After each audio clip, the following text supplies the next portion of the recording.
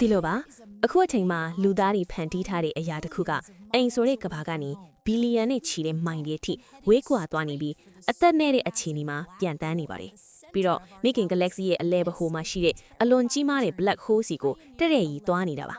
ဒါကတော့ Pioneer 11ရဲ့ကြောက်စရာကောင်းတဲ့ခရီးချမ်းဇလန်းပါ1983ခုနှစ်မှာလွတ်တင်နေတဲ့ Pioneer 11ကလူသားသမိုင်းထဲမှာအရေးဆုံးလှုပ်ရှားမှုတစ်ခုဖြစ်ခဲ့ပါတယ်စစ်တမ်းကိုပထမဆုံးရောက်တဲ့လူလုအာကာသယာဉ်ဖြစ်ပြီးအန်ဒီယန်နဲ့ပြည်နယ်နေတဲ့စစ်တမ်းရဲ့အဝိုင်းတွေကိုတက်တဲ့ဤဖြတ်သန်းနေဒီ gas ကရာဟကဘာကြီးကိုပထမဆုံးအနီးကပုံလေးရိုက်ပေးခဲ့တာပါဒါပေမဲ့အာကာသအလေကတော့သူ့ကတလုံးဝမလွယ်ပါဘူးအရန်အေးနဲ့အပူချိန်တွေပြင်းထန်တဲ့ radiation တွေကတဖြည်းဖြည်းသူ့အပေါ်တက်ရောက်လာခဲ့ပါတယ်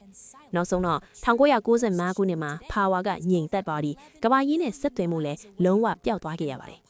အခုဆိုရင်တော့ဒါဟာမမြင်နိုင်မကြားနိုင်မပြောနိုင်တဲ့တကယ့် ghost ship တစ်စင်းဖြစ်သွားခဲ့ပါပြီဒီနေ့အချိန်မှာတော့ကဘာကနေမိုင်7 ဘီလီယံကျော်ဝေးနေပါပြီ Pioneer 10ကတော့အပြင်ဘက်အလွတ် space နေရဘက်ကိုသွားနေချိန်မှာ Pioneer 11ကတော့ Milky Way ရဲ့အလဲဘဟိုရှိကိုတဲ့သွားနေပါတယ်တနာဒီကိုမိုင်း1500လောက်မြန်နှုန်းနဲ့အရင်သိသေးပြီး machine link နဲ့ galaxy အလဲကိုဥတီနေတာပါ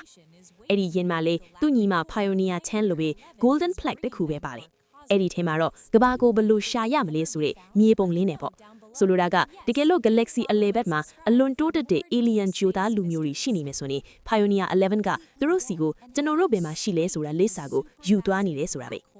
မေးချင်တာကတော့ဒီနေ့မှာဒီရင်ကိုတယောက်ယောက်ရှာတွေ့မယ်လို့တင်ထင်လားမင်္ဂလာညချမ်းပါခိုင်ပါ12ရက်4လ2026 pulled off one of the most daring maneuvers in human history. It was the first spacecraft to ever reach